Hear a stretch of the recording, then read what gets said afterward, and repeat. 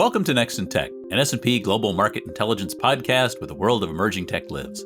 I'm your host, Eric Hanselman, Chief Analyst for the Technology, Media, and Telecom at S&P Global Market Intelligence. And today, we're going to be digging into a customer experience extravaganza. It is the holiday season, or maybe sort of tailing out of it, but a time of year when we're a little more focused on customer experience in many facets. And to discuss it, Sheryl Kingstone, the head of our customer experience team, is back. Sheryl, welcome back to the podcast. Thank you, Eric. I'm really excited to be here today. It is great to have you. Of course, customer experience is one of those things that with all the purchasing and gifting that's happening at this time of year, there's a lot that's going on. But there's even more to it than just all of the holiday spirit that's floating around.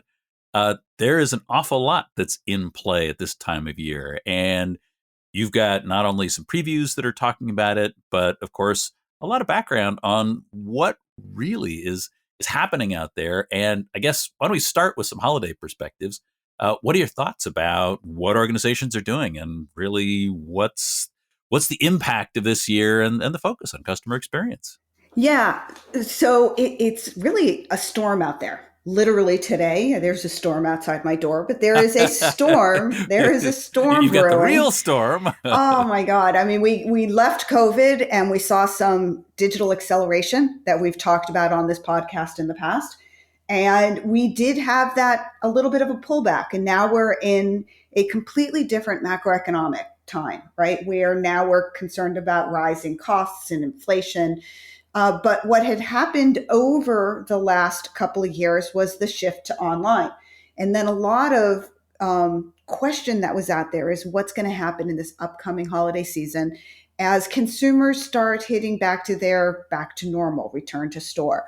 And will the continued escalation of online shopping prevail in this upcoming year? And the reality is we did see a little bit of a pullback as expected. But what we did forecast was there was a subset of consumers that were going to continue to stay online, and they did. And our numbers did turn out pretty consistent. There was around 10% of shoppers, it's usually more of that conservative nature, older generation, that did want to return to store. And so that is where you will see a little bit of a pullback on the e-commerce shopping. But it's still just a pullback. We still see an ongoing growth of digital experiences. We see ongoing investment in this space. And that's really putting front and center some concerns that do businesses have all their ducks in order to create these unique experiences online moving forward.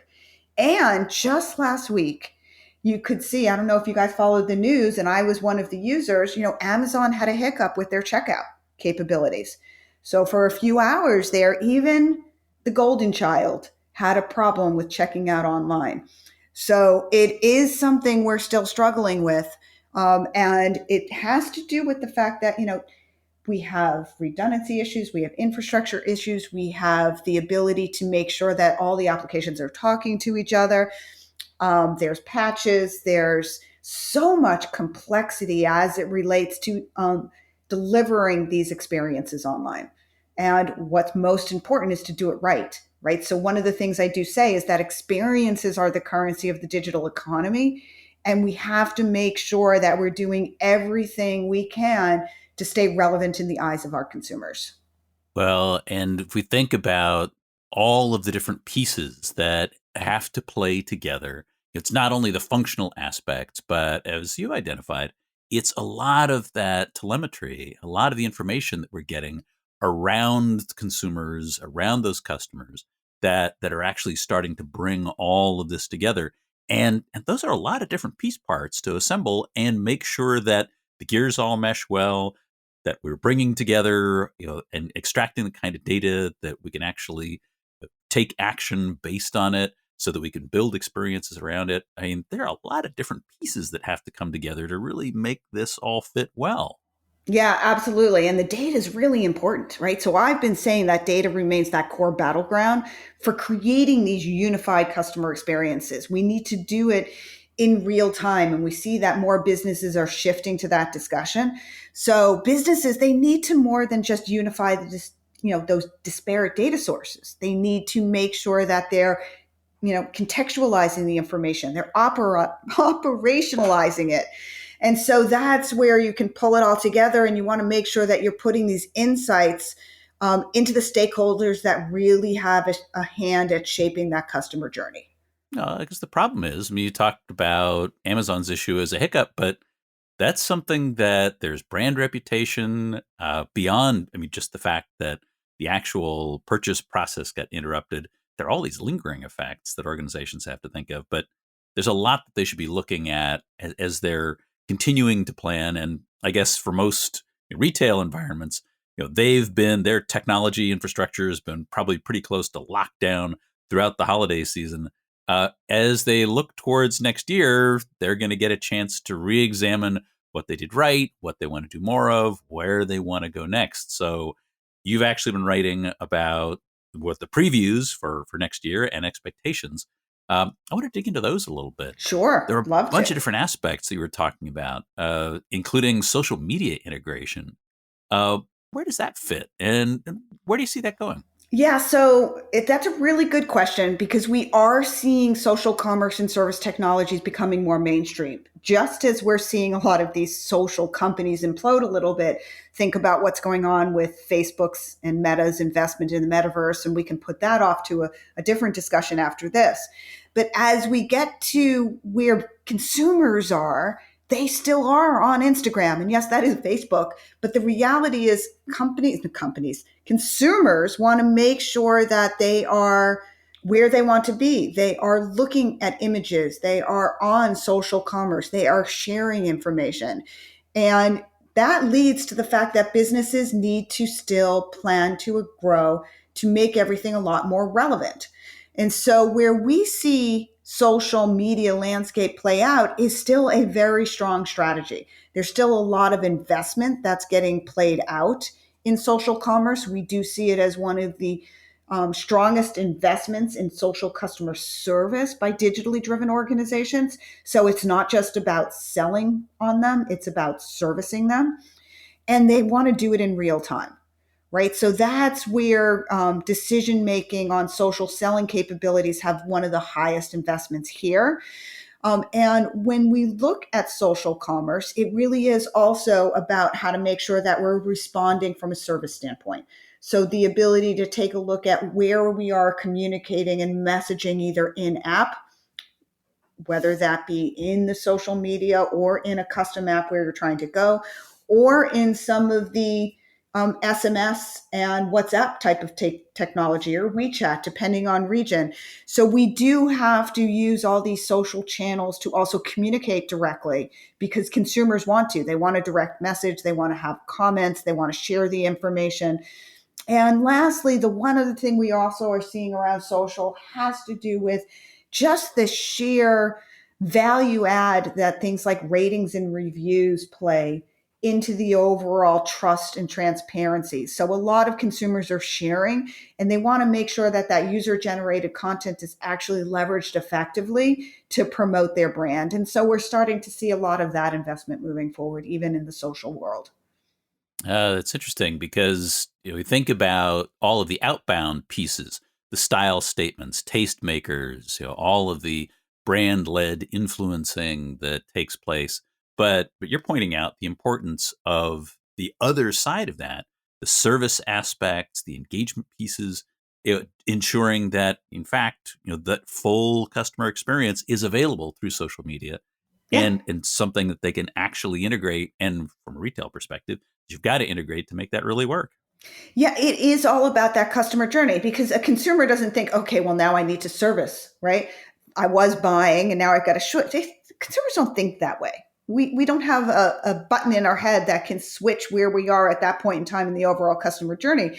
And it isn't linear, right? It's haphazard, it's interactive, it's impulsive.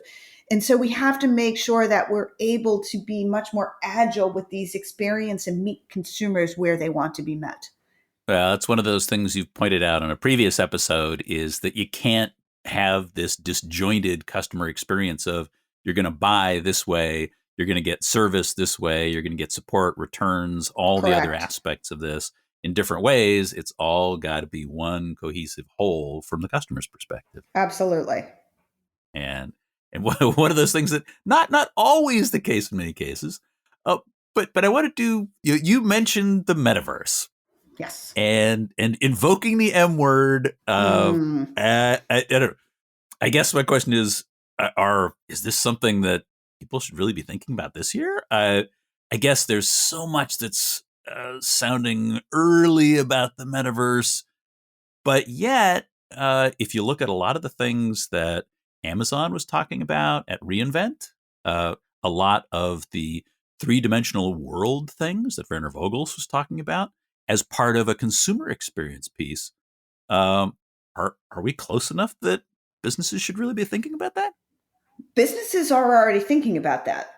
We have 35% of respondents are really taking a look at what they're doing. And you could say that roughly only one third, right? So it is still a little nascent, but they see it as highly transformational over the next 3 years, right? So we've got companies that are really using proof of concept to understand, can we create these more immersive experiences? Today it really is all about brand awareness, and they're looking more towards that web3 side of it, right? What are we doing to really meet organizational needs around commerce and brand, and are we able to create a more immersive experience for the shopper? Or are we creating more enhancing customer engagement strategies like Wendy's with the Baconator, right? I forget where it is, but it's like loyalty points and engagements and where that's trying to go. Only roughly 15% are really looking at it from an additional source of revenue. And only 5% are looking for it from a future proof, right? It really is all about brand awareness and customer engagement. Oh wow! Well, I mean the Werner Vogel's example was actually buying shoes and Mhm. doing 3D custom fit, and then being able to actually show himself with the shoes and in different styles, but fit exactly to his proportions. Now, we've had that for a while, though. Think about that. That is not the metaverse. That Oh, has been more of the embedding AR, VR into the overall retail experience that we've been playing around with for a couple of years now, right? When you bring in the metaverse, we're also bringing in more virtual worlds and virtual goods and keeping it more as a customer to customer scenario. There's so many things that the metaverse is playing around with. As it relates to low hanging fruit of AR and VR and being able to bring some information and customize shoes and understand what does this look like, or different makeup, L'Oreal. There have been really leading edge companies that have played more around augmented reality versus virtual reality to make these test environments, right? Can I see what this makeup looks like online? Can I see what this outfit looks like online? And being able to make that a little bit more personalized today because of the advancements here. but you're pointing out that really important piece, which is the metaverse is the thing that actually starts to build that interaction with others. It creates that more social stage on which to interact, that environment that is that next step beyond just the augmented and virtual reality pieces that hopefully you're saying basically those are table stakes for most organizations Yeah. today. I think for a lot of businesses, they're still starting to climb up that AR VR ladder. Well, and once they climb up it, then the real question is, where are we going with the virtual goods? Like really talking metaverse. But the whole point being owning the virtual good versus the real good. There's a generation that really wants that tangible good. And then there's a generation that really wants to transact using NFTs to make sure that they have that virtual good. And that's really where the metaverse will shine also. Well, and opens the door to some interesting differentiation in terms of both the brand perspective and how you're actually perceived, where you exist and where these experiences exist. And new options, because if today we've only got the physical world, to be able to have that kind of brand establishment so that there actually are goods that exist in the metaverse, in that virtualized world, that really opens up a bunch of different engagement points and we talk about omni-channel and the different ways of delivering goods. Now we've got one more channel to add to the way in which there's that expectation of goods delivery. Absolutely. And look for more research here. We have more research coming out from the consumer's perspective of what they really want, and also what businesses are investing in for some of the use cases coming out in 2023, and dedicated research on the metaverse coming out in Q2. Got it. All right. Well, people should be clued into that because there are key aspects of this that are coming in. And I'll have a link to the previews in the show notes to be able to point people to where a lot of these perspectives are. And in the previews, there was actually one of those things that I thought was really insightful that you'd mentioned, which was identifying that emotion is the currency of experience. And given that that's part of all of this, how should organizations be thinking about that, wrapping that into service in terms of how they're dealing with customers? Yeah, that's the black eye for many businesses, and it just drives me nuts. So, why do we not focus on customer service and really putting the tools in place to harness and understand intent and turn that emotion into brand loyalty? Right now, we turn it into negativity, right? It's always like, get on a call, get off the call, solve their problem, get off the call. I don't care, hang up on them, have them wait in line for as long as we can because we don't really need to staff all of this. But when we look at organizations' top business objectives, it really is to, you know, grow revenue from existing customers and also improve customer service retention, right? So we see service as becoming the new marketing, right? So if it is all about customer service, what are we doing to make sure that we're putting a greater emphasis to tap into voice of the customer and improve things like real-time customer feedback? And how are we handling the next generation digital experience for the customer service departments? And that's where we're going to see a huge dramatic shift between what customer service centers are doing and how we really need to embrace technology. Well, and it seems like it opens the door to a set of interactions in which you've now got that service interaction as something that is furthering that engagement with the customer, which I think for a lot of organizations, they see service as sort of the burden. And it sounds like what you're saying is there's so much more that they could do to engage customers throughout every interaction they happen to have. Correct. Right. A lot of times, service is a potential cross sell opportunity. Right. We've been trying to make that customer service and contact centers more like a profit center for almost 2 decades now. And we just haven't looked from the outside in to make that happen. Um, and now, if we take a look at the role of technology and the role that we're able to really empower the agents to be that total experience, right? This is where the EX and the CX come together. What are we doing to empower our customer service reps to really make sure that that customer experience is stellar? What are we doing to make sure that those conversations are guided in the right way, that they are multimodal? So when someone is online in chat and they're getting frustrated, how do you escalate it up to an agent that can handle it either more effectively, seamlessly, and passing off information, maintaining that context? A lot of information like this isn't really done today because we don't have those real-time platforms. Well, and I don't want to lose that key point that you just made, which is the interaction of customer experience and employee experience, and how they are intertwined to be able to really create that total experience environment. Because that I think is so critical. Because as you're identifying, you've got to have employee capabilities to be able to engage. You've got to have also satisfied employees Mm-hmm. to ensure that you've got people who are in a sufficiently well supported state to be able to deal with your customers to ensure they've got a good experience.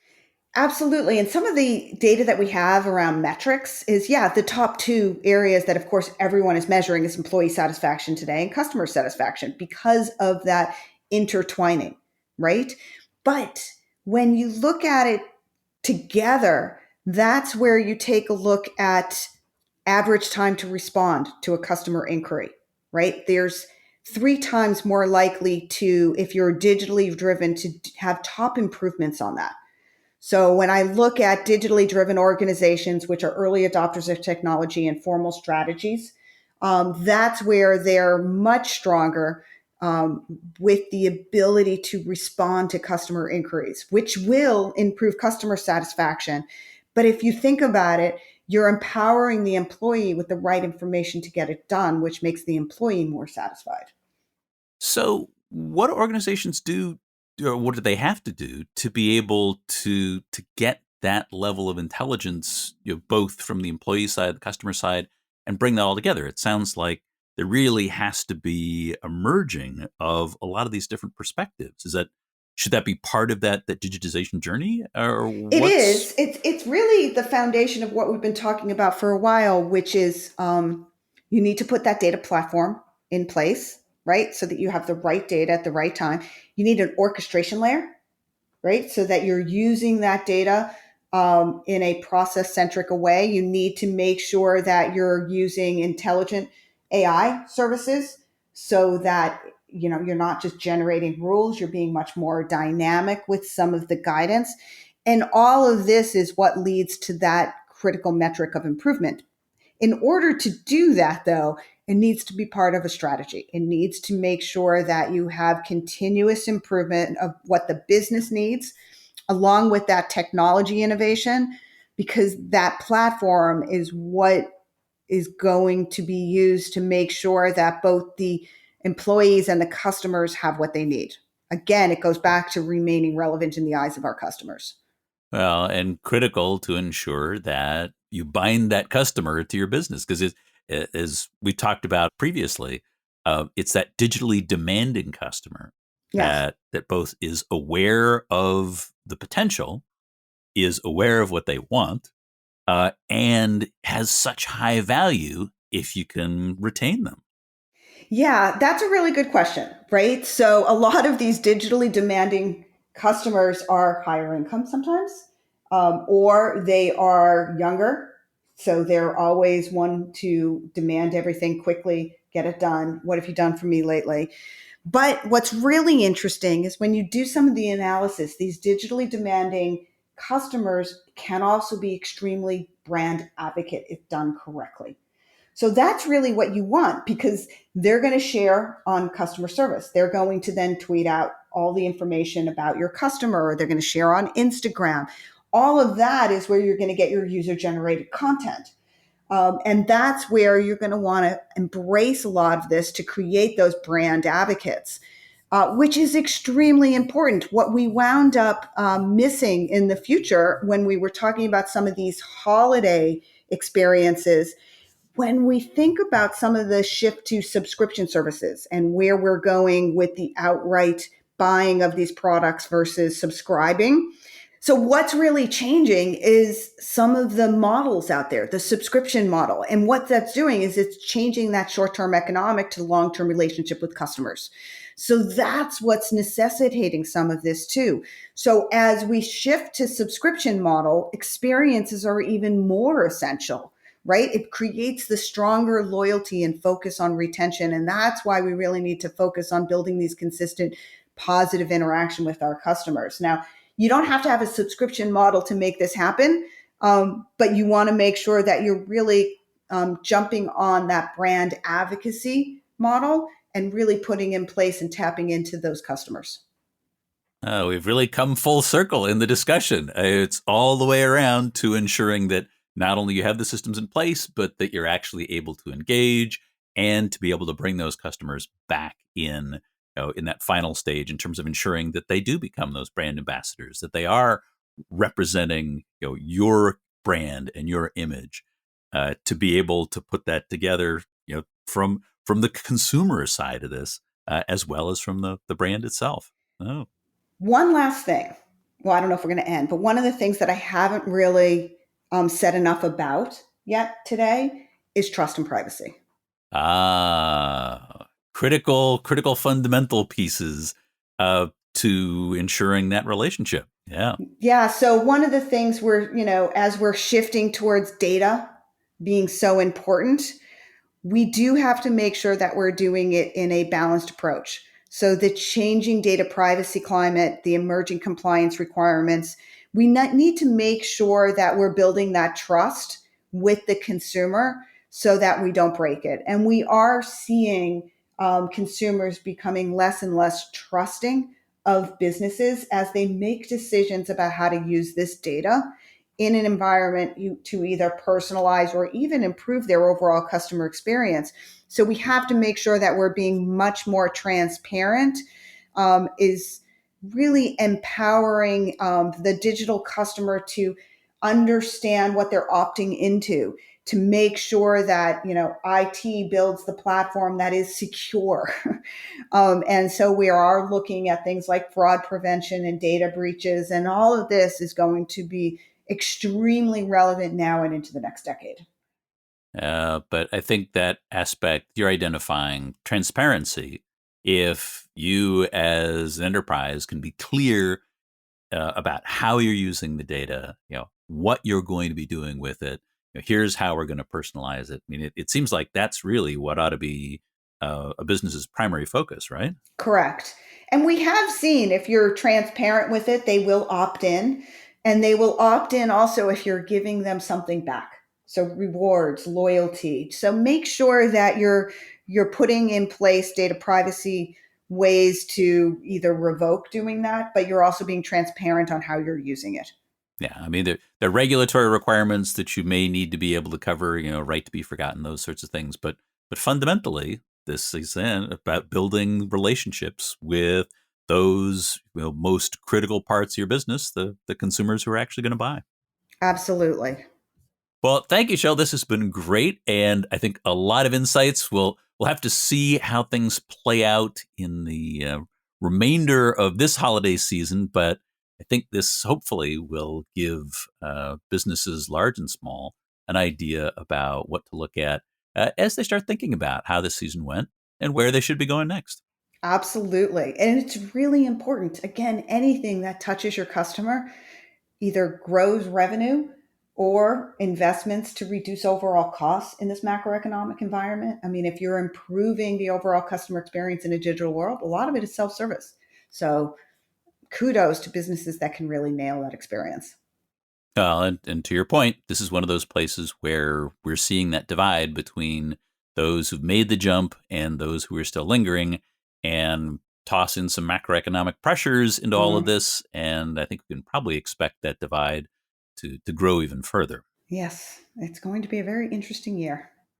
Well, and I would love to have you back to talk about it further when we get to the other side of all of this and see how this shook out and see where these forces have come into play. So I look to having you back yet again. So thank you very much for all the insights. Thank you. I'll point our listeners to the previews for customer experience, as well as the rest of the TMT perspectives that are out on the website. Absolutely. Thank you. Well, thank you. And that is it for this episode of Next in Tech. Thanks to our audience for staying with us. And thanks to our production team, including Carolyn Wright and Ethan Zimmern on the marketing and events teams, and our studio lead, Kyle Canilosi. I hope you'll join us for our next episode, where we're going to be looking ahead at the coming year and taking a look at the kinds of things that we expect to be taking place in what looks like some fairly turbulent times with Simon Robinson to talk about what's coming next. I hope you'll join us then, because there is always something next in tech.